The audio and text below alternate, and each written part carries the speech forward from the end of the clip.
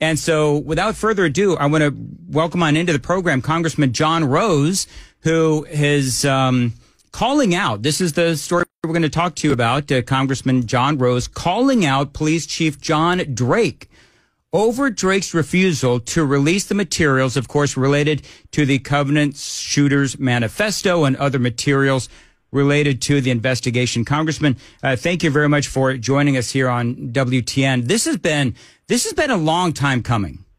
Well, good morning, Dan, and thanks for having me on Nashville's Morning News. And it's been too long. And I think we all know that, and I think my constituents know that. This shooting happened more than 7 months ago. More than 6 months ago, I asked the chief to release the information. About a week later, we confirmed that they had received my letter. Initially, they said I would be getting a response. Then a few minutes later, called back and said that I would not be getting a response. And we know this is not what the people of Nashville and the people of the state deserve. It's not what my constituents deserve.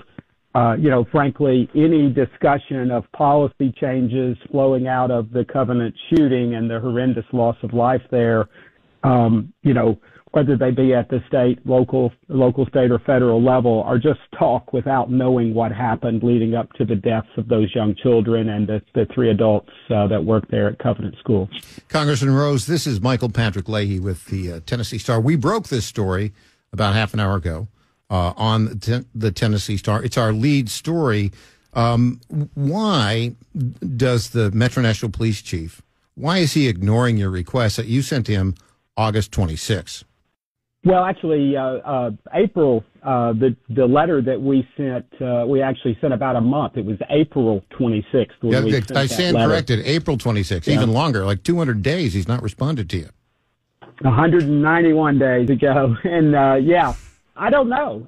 And not even an explanation. I guess I would have to say at least the FBI, though it took them 5 months, more than 5 months themselves, they did ultimately answer. Their answer was non-responsive. Their letter was non-responsive, essentially, but they did provide us at least at the acknowledgement. And I think it's unreasonable in this case. Obviously, the Metro Police did a fantastic job by all accounts responding on the day of the shooting. But then after that, I think the chief has failed and leadership have failed to handle this situation as we would want them to. And the people deserve to know, and we know it is commonplace in these situations for this information to be made available. And so I call on the chief to do so. I know others are taking, more strident steps to try to get this information, and I applaud them for doing so. Congressman John Rose joining us on Super Talk 99.7 WTN along with Michael Patrick Leahy. So we're talking about 20 journals, 5 laptops, written materials from the shooter's home. Of course, this was all requested, as you said, back in April. And the FBI, it feels like, Congressman, there's some circling of the wagons because the FBI didn't respond for months. And then, if I'm not mistaken, when they finally did respond a couple of weeks ago, they came back and said, well, you need to ask the Metro Nashville Police. It took them 5 months to come up with that. Does it feel like to you that there is a circling of the wagons here? And what can you do from your vantage point in Congress? Is there somehow a way to force them legally to turn these materials over? Well, we're certainly taking a look at that. And I think with respect to the FBI, probably we would have jurisdiction to compel some responses ultimately. But in this case, I think they correctly point out that they were not the lead investigators in this particular case. They were providing assistance to the Metro Nashville Police Department, and so in short, it's really not a federal matter under the circumstances unless the facts lead them to believe that it was, and apparently they did not. And so this investigation remained in the custody of the Metro Nashville Police Department for all intents and purposes, and it's there that we should get these answers. Congressman Rose, this is Michael Patrick Leahy. We at the Tennessee Star are plaintiffs in 2 lawsuits, one in state court, where we're asking Metro Nashville Police Department to release the manifesto. Another in federal court where we're asking the FBI to release the manifesto. Both of those cases are stalled. Here's something I would like to see if you would consider. Have you considered filing an amicus brief in either the state case or the federal case? Well, I would have to say, Michael Patrick, we haven't taken any concrete steps in that direction, but certainly would be open to that. As you know, I have joined many amicus briefs on various issues during my time in Congress, and certainly am open to looking at that here. I do believe this information should be forthcoming.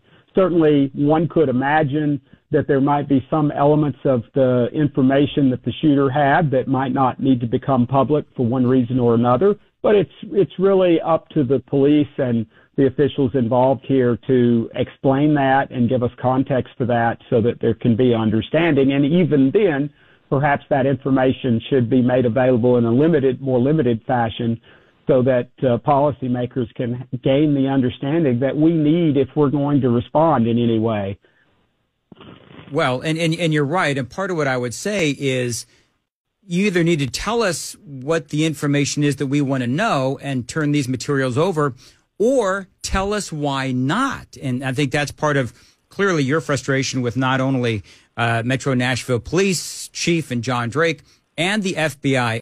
And Congressman, you've now really calling out Metro Nashville Police Chief John Drake because they simply, just like the FBI, simply will not respond to your request to turn over the 20 journals, the manifestos, the laptops, and all these other things that are part of the base of evidence with this horrendous crime shooting that happened at Covenant.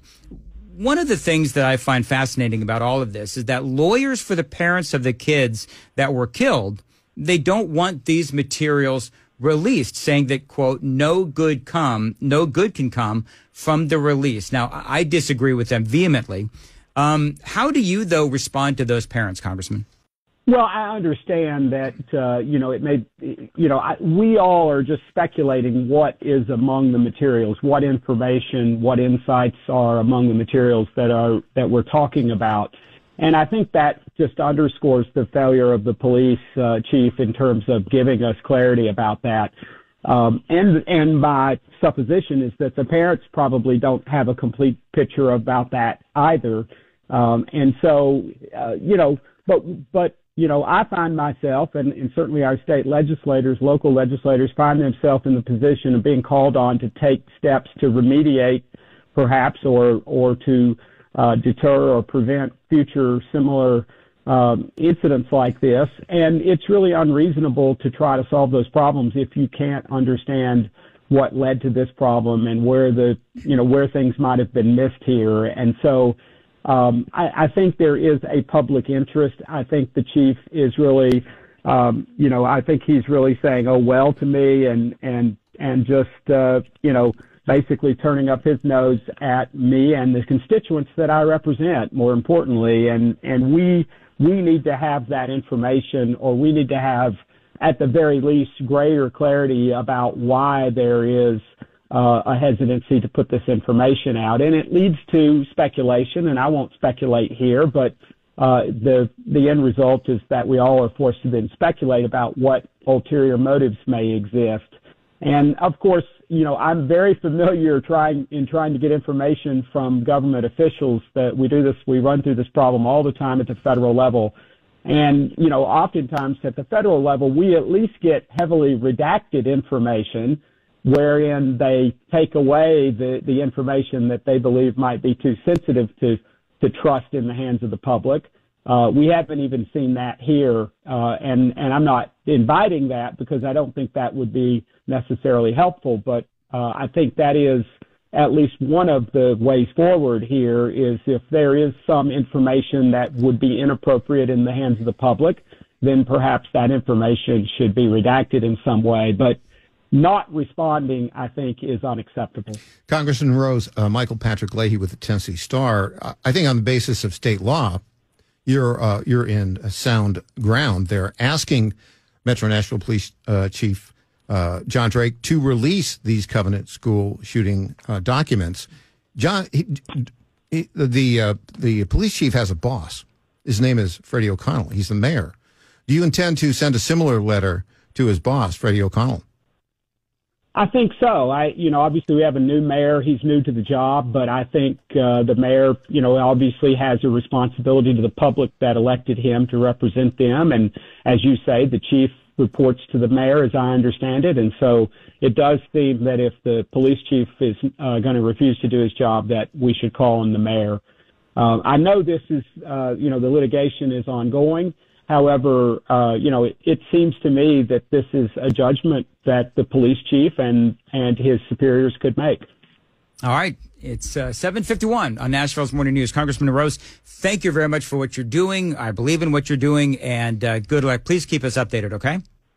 Absolutely, and thank you for the efforts that you all are making on this issue, and Michael Patrick for pursuing the legal avenue to compel this information come into the public domain where it belongs.